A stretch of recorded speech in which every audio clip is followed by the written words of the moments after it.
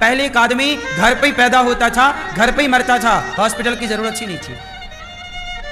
अब हॉस्पिटल में पैदा होता है और हॉस्पिटल में ही मरता है। पहले पैदा कहां होते थे? घर पे। ना नुकसान किया है ना भारतीय पद्धति को आज की शिक्षा ने। कैसे नुकसान किया? पहले के लोग भी, पहले की महिलाएं 10-10 बच्चा पैदा करती थी और 10 बच्चे घर में पैदा होते थे, और आज एक ही पैदा हो रहा है, वो भी पेट फाड़ के हॉस्पिटल में। पहले की अनपढ़ ताई हुआ करती थी, वो नॉर्मल डिलीवरी करा दिया करती थी। आज के पढ़े लिखे डॉक्टर नॉर्मल डिलीवरी नहीं करा पाते। तो आप ही बताओ, जो पढ़े लिखे डॉक्टर नॉर्मल डिलीवरी नहीं करा पा रहे हैं और पहले के अनपढ़ ताई नॉर्मल डिलीवरी करा दिया करती थी, तो आपके हिसाब से कौन सही है? क्या पहले जिंदगी नहीं थी? क्या पहले लोग नहीं थे? पहले 10 बच्चों के बाद भी वो डोकरी कुएं से अकेले पानी भर के ले आती थी। आज तुम एक बच्चा पैदा करके कमर लेके बैठ जाती हो, कमर में दर्द है। फैक्ट क्यों नहीं समझते आप लोग? ये डॉक्टरों का जमाना अभी 30-40 साल से तो आया। पहले क्या जिंदगी नहीं थी कि भारत नहीं था, कि महाराणा प्रताप नहीं पैदा हुए? जहां नॉर्मल डिलीवरी हो सकती है वहां तो नॉर्मल ही करना चाहिए। जहां ठीक है कोई केस बिगड़ गया, पर आजकल डॉक्टर तो यही कह देते हैं, भाई केस बिगड़ गया, पानी चला गया, बच्चा उल्टा हो गया, घूम गया, फाड़ो पेट। इतना डरा देते हैं कि मरता क्या ना करता। डॉक्टर हैं कि डाकू हैं पता ही नहीं हैं।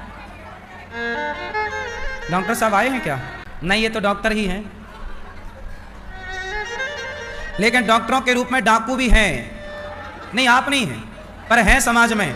मुर्दे को भी भर्ती कर लेते हैं। आप डॉक्टर भी इस बात को नकार नहीं सकते। आप तो और हमसे बेहतर जानते होंगे। बड़े बड़े हॉस्पिटलों में टारगेट होता है कि इतने ऑपरेशन करने ही हैं, भले ऑपरेशन ना हो, मरीज को रिक्वायरमेंट ना हो, पर पता है हॉस्पिटल का जो मालिक है वो कहता है कि भाई 100 ऑपरेशन तो चाहिए फलाने केस के। नहीं है तो आप बिगाड़ो केस, दवाई ऐसी दो कि केस बिगड़ा फिर ऑपरेशन करना। ऐसा तक होता है। डॉक्टर साहब होता है कि नहीं? ये डॉक्टर साहब देखो स्वीकार कर रहे हैं, कोई नकार ही नहीं सकता। आप जैसे अच्छे डॉक्टरों के बल पर यह विश्वास टिका है, डॉक्टर को भगवान बोला जाता है। समाज का इतना विश्वास है डॉक्टरों पर कि डॉक्टर को क्या बोला जाता है? भगवान। लेकिन वो भगवान की जगह बैठकर खिलवाड़ कर रहे हैं कि नहीं? जिंदगियों से खेल रहे हैं, भावनाओं से खेल रहे हैं। आदमी अपना घर बेच के इलाज कराता है बच्चों का या माँ बाप का, और वो खिलवाड़ कर रहे हैं।